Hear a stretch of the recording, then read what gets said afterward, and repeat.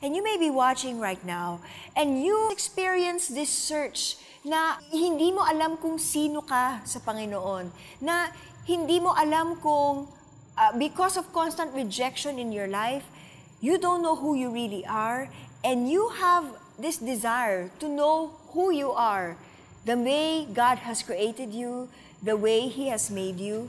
Perhaps this is the time for you to come to the Lord and invite Him as your Lord and Savior so that He can tell you who you are in His eyes.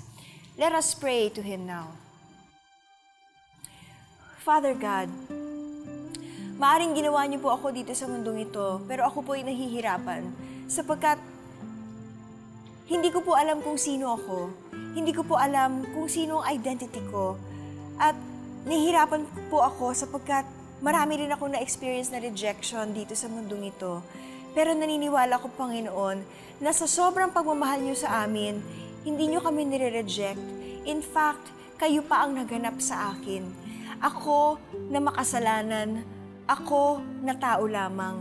At naniniwala ko, Panginoon, na yung kasalanan ko, hindi ko kayang salbahin ng aking sarili at kailangan ko ng isang tagapagligtas. Pero pinadala niyo po ang Panginoong Jesus para mamatay sa krus at tulungan niya ako para salbahin ang aking mga kasalanan.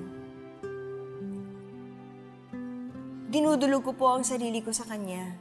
Humihingi po ako ng kapatawaran sa aking mga kasalanan. Binubuksan ko po ang aking puso, Panginoong Jesus, upang linisin niyo ang aking espiritu, ang aking puso. Gusto ko po na kayo aking maging Panginoon at tagapagligtas. Tulungan niyo po akong makilala ang aking sarili. Tulungan niyo rin po akong makilala kayo, sapagkat alam kong may plano kayo sa buhay ko at meron akong kinabukasan sa inyo.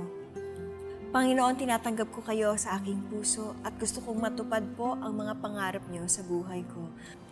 O Lord Jesus, we know, Lord, that you love your people. I lift them up to you, Lord, sapagkat marami po sa kanila ang tunay na nakararamas ng karamdaman. Ngunit naniniwala ko, Panginoon, that you have grace and mercy on this day, Lord, because you have heard their prayers and you want to heal them of their illness, of their disease. Heal them now, Lord. There's someone watching na masakit ng kanyang kamay. Hindi niya ito maibuka, and it's also bent. Yung mga knuckles niya ay all bent at masakit na masakit. Nahihirapan siya mag-grab ng mga bagay, mahawakan ito ang mga ito. But the Lord has heard your prayer. He wants to heal you now. Receive your healing in Jesus' mighty name. Amen. There are also some people who are having respiratory problems. Nahihirapan silang huminga, may sakit na common cold, merong may pneumonia, merong lung cancer, all sorts of respiratory problems and lung problems. The Lord wants to heal you now. Receive your healing by faith. In Jesus' mighty name, amen. Sumabay ba kayo sa pagdarasal at tinanggap si Jesus bilang iyong Diyos at tagapagligtas? Ibahagi nyo naman sa amin.